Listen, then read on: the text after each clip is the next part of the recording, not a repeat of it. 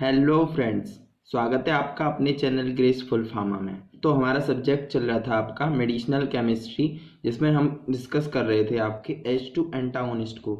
I hope आप सभी ने प्रीवियस वीडियो देख ली होगी, H2 एंटागोनिस्ट एंड सार ऑफ H2 एंटागोनिस्ट। अभी तक नहीं देखी तो मैं आई बटन पर प्रोवाइड करा दूंगा, आप देख सकते हैं। एंड डिस्क्रिप्शन में लिंक डाल दूंगा, आप वहां पर क्लिक करके देख सकते हैं।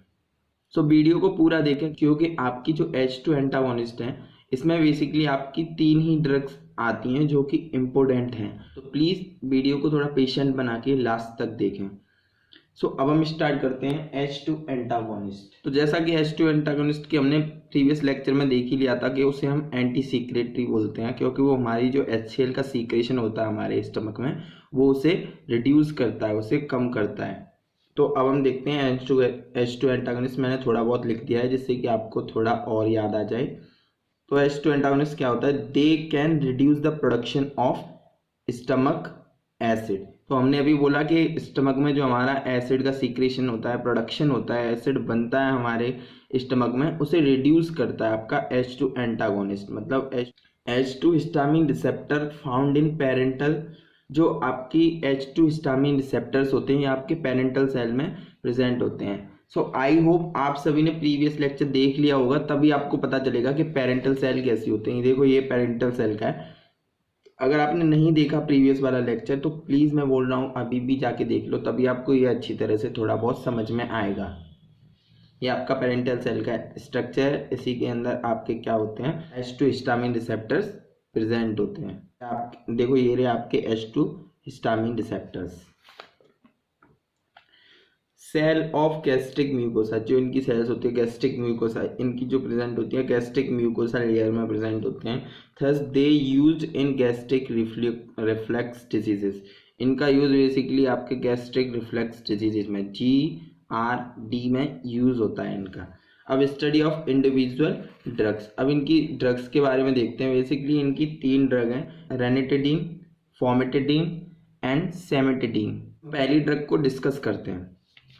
रेनिटिडीन का स्ट्रक्चर आई होप आप सभी को जैसे मैंने बताया था वैसा ही है, सेम जैसे हमने सार में पढ़ा था ऐसे ही हमें ये बनाना है आपका रेनिटिडीन का स्ट्रक्चर। बेसिकली आप ऐसे बनाएं तो आपके लिए इजी रहेगा। एंड आपके जो अमीन ग्रुप है उस पर मिथाइल लगे हैं, 2 ग्रुप मिथाइल के लगे हैं। एंड आपका यहाँ पर एक देखो मैंने ये चेन बना दिया, तो इसका मतलब यहाँ पर CH2 है, फिर आपके यहाँ पर फ्यूरॉन की रिंग है, देन आपका CH2 यहाँ पर है, फिर S है, फिर मैंने रिंग बना दिया तो CH2 NH, फिर इमिडाजोल जिसमें जिसकी फर्स्ट पोजीशन N2 CH3 और NH लग रहा है। अब मोड ऑफ एक्शन देखें तो ranitidine like other drug inhibit the action of histamine at H2 receptor. जो आपकी रेनिटिडीन होती है ये लाइक अदर ड्रग्स की तरह ही काम करती है कि जो हिस्टामिन पर जो H2 रिसेप्टर्स होते हैं उनके एक्शन को कम करती है, इनहिबिट करती है उनके एक्शन को। और इसके यूज की बात करें तो use for treatment of gastric and duodenal ulcer. Duodenal ulcer पे आप ज़्यादा इंटेस्टाइन अल्सर ही होता है। आई होप डुडेनल अल्सर में आपको थोड़ा बहुत लग रहा होगा क्या होता है। वैसे डुडेनल भी आपने ह्यूमन सिस्टम में पढ़ा होगा, पर लेकिन इससे भी अच्छी तरह से बता दूँ, इंटेस्टाइन अल्सर भी बोल सकते हैं। अब देखें आपका फेमोटिडीन। फेमोटिडीन की बात करें तो ये भी उसी की तरह सेम है। इस पर 2 अमीन ग्रुप लगे हैं, अमीनो ग्रुप लगे हैं and C double bond N, यहाँ पे रिंग पे S N और यहाँ पर CH2 S CH2 फिर आपकी C, फिर आपकी अमीन ग्रुप, फिर NS2 NH2। इसके मोड ऑफ एक्शन मतलब मैकेनिज्म ऑफ एक्शन की बात करें तो आपका it is more potent competitive inhibitor of histamine H first receptor then the cimetidine. ये क्या होता है आपका? मोर कॉम्पिटिटिव होता है आपका, मोर पोटेंट होता है आपका हिस्टामिन रिसेप्टर को इनहिबिट करने में। देन आपका ये जो आपकी सेमेटिडीन ड्रग होती है उससे ज़्यादा आपका कॉम्पिटिटिव होता है, उससे ज़्यादा आपके हिस्टामिन को इनहिबिट करता है। Found on the basolateral membrane of gastric parietal cell.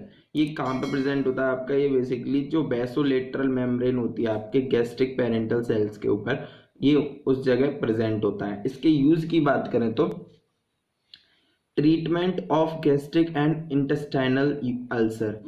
इसका यूज आपका गैस्ट्रिक एंड इंटेस्टाइनल अल्सर के ट्रीटमेंट में किया जाता है। And treating peptic ulcer diseases, PUD, इसका यूज आपके पेप्टिक अल्सर जो डिजीज होती हैं आपके पेट से रिलेटेड, उनमें भी इसका ट्रीटमेंट किया जाता है।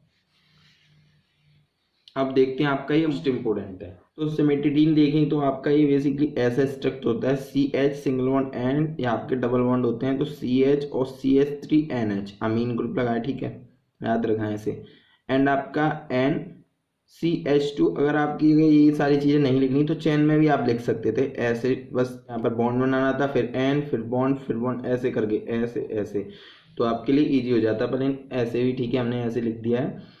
CHNCH2 CH2 single bond S single bond CH2, यहाँ पर इमिडाजोल रिंग है जिससे क्या हो रहा है आपका CH3NH और N जुड़ा हुआ है। अब इसकी सिंथेसिस की बात करें तो आपका इथाइल 2 क्लोरो एसीटेट की जब हम इथाइल 2 क्लोरो एसीटेट की जब हम 2 एलिमेंट के साथ 2 एटम के फॉर्मेमाइड के साथ जब इथाइल 2 क्लोरो एसीटेट की जब हम फॉर्मेमाइड की प्रीसेंस में आपकी रिएक्शन कराते हैं तो हमें इमिडाजोल रिंग पर COOCH2 एंड CH3, ये तो इमिडाजोल सेम है आपकी।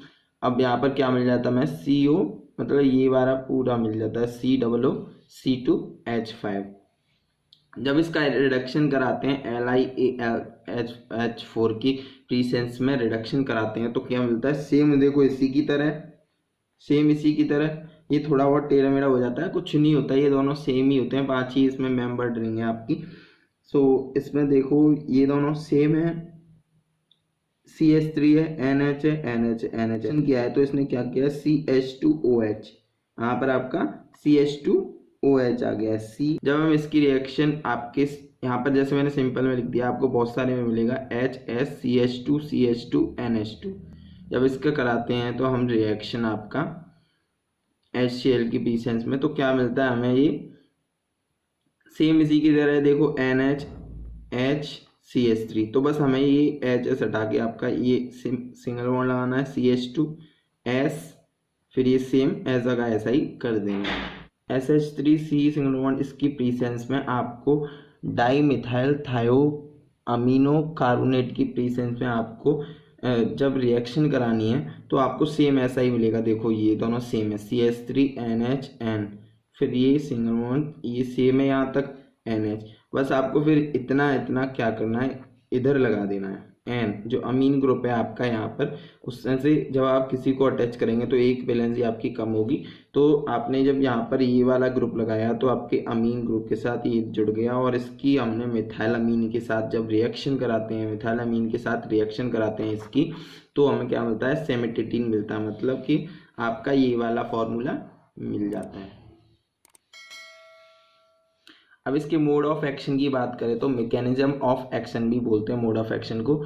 It block the histamine effect by binding to H2 receptor. जब क्या होता है, हिस्टामिन आपके H2 रिसेप्टर्स के साथ बाइंड करता है तो उसके एक्शन को, उसके इफेक्ट को ये क्या कर देता है, ब्लॉक कर देता है। And decrease the activity of histamine, और आपकी जो हिस्टामिन होता है उसकी एक्टिविटी को डिक्रीज कर देता है।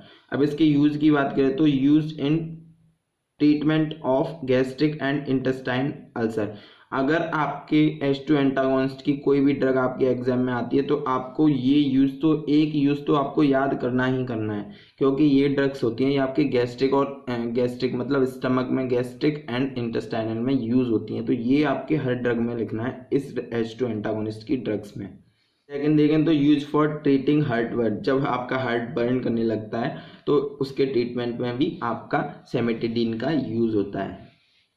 आई होप आप सभी को आज का लेक्चर समझ में आया होगा।